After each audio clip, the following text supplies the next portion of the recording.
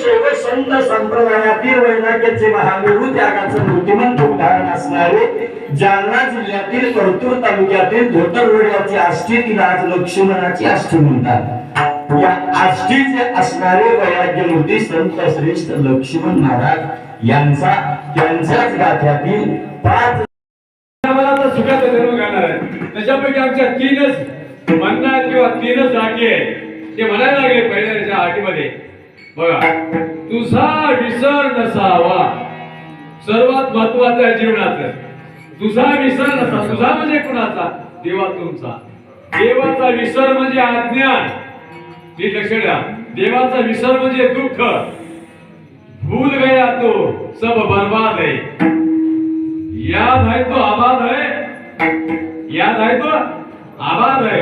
देवाचं नाव घेतलं एकही सद्भक्त परत येत नाही आणि महादेवाकडे गेलेला दुर्जन एकही टिकत नीट लक्षात ठेवा।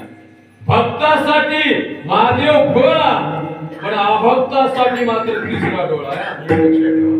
आणि अशा प्रकारची अवस्था निर्माण होत असताना नीट लक्षात ठेवा, एक वेळेस श्रीकृष्ण, नीट लक्षात ठेवा, जगामध्ये सर्वात दाता असणारा देणारा कोण? तो कर्ण। जगामध्ये सर्वात आणि मागेला काय म्हणते इतुके, बघा त्यांनी शब्द फार बेस्ट वापरला हा व्याकरण इतुके, एवढे म्हणे नाही, किती थोडं इतुके देई गा तू आत्मा।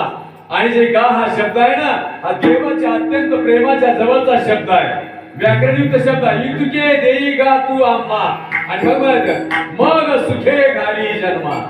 देवाकडे 11 प्रकारचं सुख आहे, देवाकडे 11 प्रकारचं सुख आहे। अक्षय, त्या 11 प्रकारच्या सुखाला अक्षय सुख म्हणतात। नीट लक्षात ठेवा। श्री कृष्णाला म्हणायला तुम्हाला घेऊन काय करू म्हणायला लागला, आणि मग अशी अवस्था झाली। नीट लक्षात ठेवा, मागणीमध्ये विवेक, मागणीमध्ये भक्त, मागणीमध्ये समता, मागणीमध्ये प्रेम, मागणीमध्ये नामचिंतन, मागणीमध्ये साक्षात्कार असल्याशिवाय तुम्हाला देवाकडे काही मागता येणार नाही।